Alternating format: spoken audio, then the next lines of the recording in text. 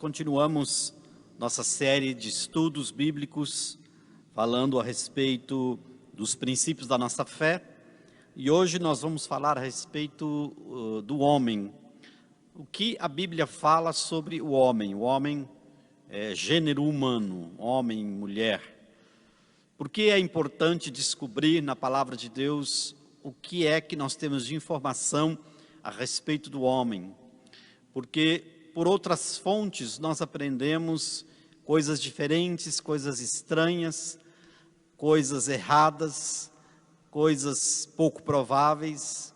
Se você quiser descobrir exatamente o que a palavra de Deus fala a respeito do homem, do ser humano, você precisa conhecer a Bíblia.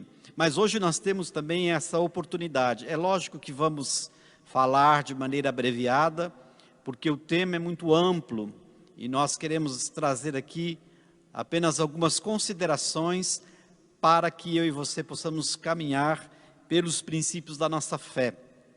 É importante você ter aí com você a sua Bíblia, porque nós vamos ver alguns textos nessa noite. E vamos ver o que a palavra de Deus tem para mim e para você a respeito deste tema. Em primeiro lugar, nós queremos dizer que o tema a respeito do homem faz parte daquilo que nós chamamos de teologia sistemática. É quando nós nos lançamos mão dos assuntos que a Bíblia trata e sistematizamos, colocamos em capítulos por ordem, para que nós possamos analisar cada um deles, cada um desses temas, com bastante cuidado e sempre embasados pela palavra de Deus. Então, este capítulo a respeito do homem também faz parte da teologia sistemática. Em alguns livros você vai encontrar na divisão ou na subdivisão antropologia, do grego anthropos, homem, logos, estudo ou palavra a respeito. Uma das primeiras coisas que nós podemos estudar dentro desse tema com relação ao homem e o que a Bíblia fala a respeito disso é a origem e a constituição do ser humano. E dentro desse título, origem e constituição, nós podemos trazer pelo menos 3 subtítulos. A primeira informação que a Bíblia traz a respeito do homem é que ele foi criado por Deus. Talvez isso não soe estranho para os seus ouvidos, principalmente para você que já é um crente em Jesus Cristo, que ama a palavra, que acredita e crê naquilo que é a revelação de Deus, mas deixe-me lembrar que muitas pessoas, algumas delas criadas também na igreja, já não acreditam mais que o homem foi criado por Deus. Muitas outras teorias surgem, muitos livros são escritos, artigos científicos, mas nós precisamos começar o estudo a respeito do homem partindo deste princípio, porque se você não crê neste princípio, se você não tem a palavra de Deus como regra de fé e prática, talvez nós deveríamos voltar um estágio antes de estudarmos a teologia sistemática. Mas é um princípio fundamental da nossa fé sabermos que o homem, o gênero humano, foi criado por Deus. Em Gênesis capítulo 1, verso 27, nós lemos: E criou Deus o homem à sua imagem, a imagem de Deus o criou, homem e mulher os criou. Obviamente que quando esse versículo fala a respeito da imagem que Deus projetou no ser humano, não se trata da imagem visível, não se trata deste componente estético, mas de outras características que nos assemelham a Deus e que nós podemos estudar durante esses versículos e esses temas que nós estamos colocando aqui. Mas a verdade é que o homem foi criado por Deus. No início não existia nada. Deus criou todas as coisas, criou o universo, criou essa terra. E para habitar essa terra, e não somente habitar, mas administrar tudo que foi criado, Deus criou o homem. Então, a primeira coisa que nós aprendemos na palavra de Deus sobre o homem é que ele foi criado por Deus. A sua existência teve início a partir de um comando, de uma vontade soberana de Deus. E a partir daí, então, o homem passou a existir. A segunda coisa que nós podemos estudar na palavra de Deus com relação à origem e constituição do homem é que ele é uma mistura, uma mescla. Dentro da sua estrutura, nós podemos chamar que ele é tríplice. O homem é corpo, o homem é alma e o homem é espírito. Em 1 de Tessalonicenses capítulo 5, verso 23, nós lemos o seguinte: e o mesmo Deus de paz vos santifique em tudo, e todo o vosso espírito e alma e corpo sejam plenamente conservados, irrepreensíveis, para a vinda de nosso Senhor Jesus.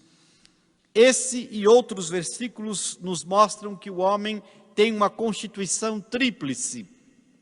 Alguns adotam o seguinte entendimento, de que alma e espírito seriam a mesma coisa. Então, nos estudos você vai talvez encontrar que o homem seja uma casa de 2 andares. O andar de baixo seria o seu corpo, e o andar de cima seria a sua alma e o seu espírito. E neste andar de cima dessa casa, teriam janelas que se abrem para o mundo, que seria a alma, e um teto, uma clarabóia, que se abre para o céu, que seria o espírito. Nós preferimos acreditar que o homem é uma substância de 3 partes. O homem é um espírito, ele tem uma alma e ele habita em um corpo. Corpo, alma e espírito são, portanto, os 3 fragmentos que compõem o homem. Obviamente que essas 3 partes andam juntas, essas 3 partes estão o tempo todo interagindo. O corpo físico é esse casulo que nós temos, com o qual nós nos movemos e existimos nesse mundo. A alma é a nossa psique, nossa vontade, nossas recordações, a nossa inteligência, aquilo com o qual nós nos movemos nesse mundo para realizar coisas. E o espírito é a nossa comunicação com Deus. Portanto, para aquelas pessoas que ainda não conhecem Jesus, para aquelas pessoas que ainda não pediram perdão dos seus pecados, não se reconectaram com Deus, o espírito ainda está morto pelo pecado. Mas a verdade é que o homem é corpo, alma e espírito. Há termos diferentes para cada uma dessas partes, tanto no hebraico quanto no grego. Então esta é a segunda consideração que fazemos a respeito do homem dentro da sua origem e constituição. A terceira coisa que nós aprendemos na palavra de Deus com relação ao homem é que, mesmo tendo sido criado por Deus, mesmo sendo corpo, alma e espírito, ele se encontra afastado de Deus. Romanos capítulo 3, verso 23 diz assim: porque todos pecaram e destituídos estão da glória de Deus. O homem está afastado de Deus por causa do pecado. Está afastado de Deus porque ele resolveu deliberadamente desobedecer a palavra de Deus e a sua vontade. Isto desde o início, e esta desobediência, essa predisposição para o mal, contaminou toda a humanidade. Todos pecaram e destituídos estão da glória de Deus. Então, na primeira parte das nossas considerações a respeito do homem, nós vemos que, com relação à origem e constituição, o homem foi criado por Deus, ele é corpo, alma e espírito, e está irremediavelmente afastado de Deus por causa do pecado. Mas dentro desta questão, nós temos outros assuntos dentro da teologia sistemática, que seria, por exemplo, cristologia ou soteriologia, que vai falar do grande plano de Deus, para resgatar este homem que está afastado dele por conta do pecado. A segunda parte que nós podemos estudar a respeito do homem dentro da teologia sistemática, olhando para o que a Bíblia nos ensina, é que nós temos uma semelhança com o nosso Criador. E dentro desse ponto nós poderíamos falar a respeito dos atributos comunicáveis de Deus. Quando a teologia sistemática estuda a respeito de Deus, ela vai falar dos atributos de Deus, das características de Deus. E Deus, dentro da teologia sistemática, nos mostra atributos comunicáveis e atributos não comunicáveis. Os atributos não comunicáveis são aquelas características que Deus tem e que somente Ele tem, que é onipresença, onisciência, onipotência, dentre outras. Mas os atributos comunicáveis são as características de Deus que Ele tem e que Ele deseja comunicar a nós para que nós também venhamos a desenvolver. Em 1 de Pedro, capítulo 1, verso 15, nós lemos: mas, como é santo aquele que vos chamou, sede vós também santos em toda a vossa maneira de viver. Aí está um atributo comunicável de Deus. Ele é santo, mas Ele deseja ver em cada um de nós também santidade. Aliás, a palavra de Deus diz que sem a santificação, ninguém poderá ver a Deus.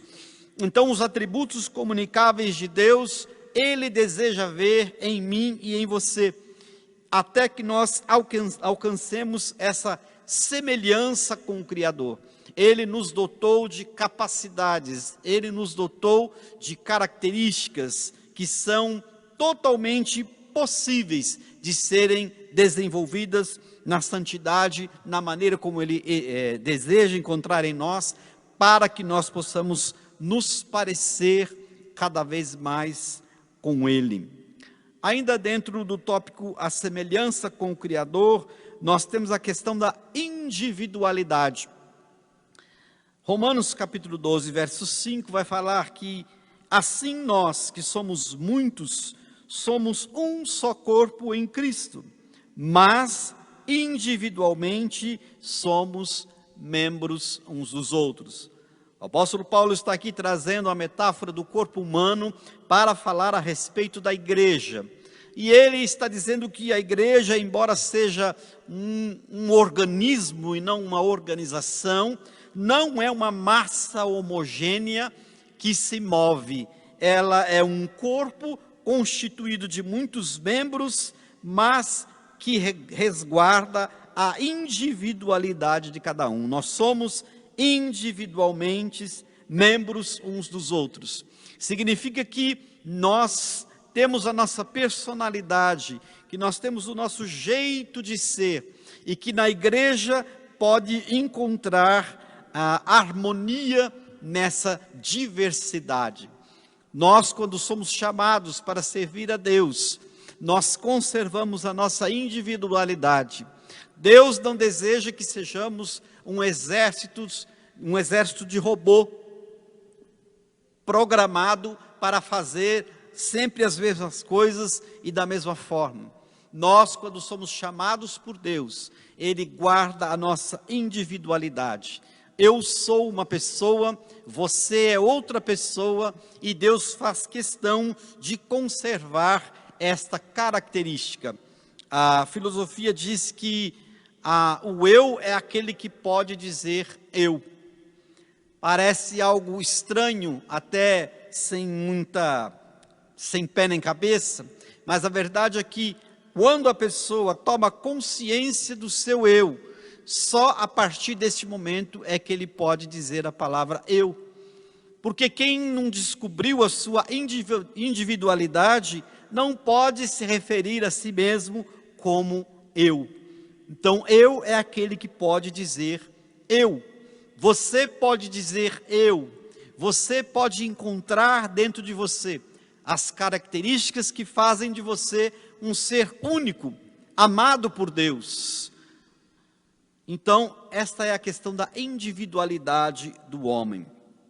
Mas ainda dentro desse segundo ponto, com relação à semelhança com o Criador, nós podemos dizer que o homem é um ser relacional. E que Deus, através do seu Filho, permitiu e nos deu a grande oportunidade que esse relacionamento se desse com toda a intensidade possível. Em João capítulo 1, verso 14, nós lemos: "E o Verbo se fez carne e habitou entre nós, e vimos a sua glória, como a glória do unigênito do Pai, cheio de graça e de verdade." Deus é um ser relacional. Ele deseja relacionar-se. Assim como existe a dinâmica da relação entre o Pai, o Filho e o Espírito Santo, Deus desejou nos tempos eternos relacionar-se com os seus filhos. E este relacionamento foi levado às últimas consequências, porque dentro do plano de Deus, aprove ao Senhor ir ao encontro deste homem que, como nós vimos anteriormente, está afastado de Deus pelo pecado. Então, o texto que nós lemos diz que o Verbo, Jesus Cristo, se fez carne, se fez como um de nós, habitou no meio de nós, andou no meio de nós, conversou com os outros homens do seu tempo, e todos puderam ver a glória como do unigênito do Pai, cheio de graça e de verdade. Deus é um ser relacional, e Ele também criou o homem para ser um ser relacional. Nós precisamos de outras pessoas, nós precisamos estabelecer relacionamentos, nós precisamos de convivência. Por isso esse tempo que estamos passando é tão difícil, ele nos sufoca, ele vai contra a nossa natureza, ele nos impede de nos ajuntarmos com os outros que são semelhantes a nós, porque nós somos criados com essa característica de sermos seres relacionais. E Deus ensinou isso à humanidade de uma maneira ímpar, enviando o seu Filho, que se fez um de nós, para se relacionar conosco. A identidade que o homem tem com Cristo. Porque nós podemos observar em Cristo também a constituição tríplice de Jesus, assim como ela é encontrada no homem. Em Lucas capítulo 2, verso 40, nós lemos: "E o menino crescia e se fortalecia em espírito, cheio de sabedoria, e a graça de Deus estava sobre ele." Algumas pessoas acreditam que Jesus não veio como homem. Já no tempo do primeiro século, alguns acreditavam que Jesus era apenas um fantasma, uma visão, era como se fosse apenas uma energia. Mas este e outros textos mostram que Jesus também tinha a mesma constituição tríplice de todo ser humano. O texto diz que o menino crescia em estatura física, que ele se fortalecia em espírito, cheio de sabedoria, e a graça de Deus estava sobre ele. Então nós vemos corpo, alma e espírito crescendo juntamente com o menino Jesus. Ainda nós podemos perceber em outros textos que Jesus tinha sentimentos e emoções. Por exemplo, João capítulo 11, verso 35, Jesus chorou. Toda a estrutura emocional de um ser humano normal estava sobre Jesus também. E em terceiro lugar, sofrimento e morte de Jesus. Em Marcos capítulo 15, verso 37, nós vemos: "E Jesus, dando um grande brado, expirou." Percebam então que essa identificação da pessoa de Jesus com os demais seres humanos extrapola tudo aquilo que as pessoas normalmente pensam. Ele tinha sentimentos, ele tinha emoções, ele sofreu, ele morreu no seu corpo, é óbvio que ressuscitou, mas passou por todas as etapas de alegrias, de dores e de sofrimentos que o ser humano passa. E por isso ele também se identifica com o homem. A palavra de Deus diz que só há um mediador entre Deus e os homens, Jesus Cristo, homem. E por último, nós podemos falar a respeito do homem no que diz respeito à imortalidade e destino. Nós podemos falar, por exemplo, de imortalidade versus eternidade. Quando nós falamos a respeito do homem, nós temos que diferenciá-lo de Deus. Em Hebreus capítulo 9, verso 27 está: e como aos homens está ordenado morrerem uma vez, vindo depois disso o juízo. O homem, ele é imortal, mas ele não é eterno. Eterno é somente Deus, que não teve princípio, ele sempre existiu. O homem é imortal, porque teve um início, mas a sua alma é imortal, a sua alma é eterna. Poderemos falar também com relação ao homem sobre o julgamento que existe para o homem baseado nas escolhas que ele faz. João 3,16, o versículo clássico: porque Deus amou o mundo de tal maneira que deu o seu Filho unigênito, para que todo aquele que nele crê não pereça, mas tenha a vida eterna. Este e outros textos nos mostram claramente que o julgamento da humanidade será baseado nas escolhas que o homem fará. E Deus está dizendo: todo aquele que crê no unigênito Filho de Deus pode ter então a sua salvação e terá a sua vida eterna. E com relação ao homem ainda, por último, a palavra de Deus vai falar que existe um futuro pré-anunciado. Em Daniel capítulo 12, verso 2, nós lemos: e muitos dos que dormem no pó da terra ressuscitarão, uns para a vida eterna e outros para a vergonha e desprezo eterno. Este futuro pré-anunciado comunica a todas as pessoas, a todos os homens, que existe uma escolha a ser feita e que existem apenas dois destinos depois que deixarmos este mundo. Uns irão ressuscitar para a vida eterna e outros para a vergonha eterna. Então temos aqui rapidamente essas considerações a respeito do homem, para que você possa saber qual é o fundamento da sua fé, aquilo que você crê, aquilo que a palavra de Deus fala a respeito do homem.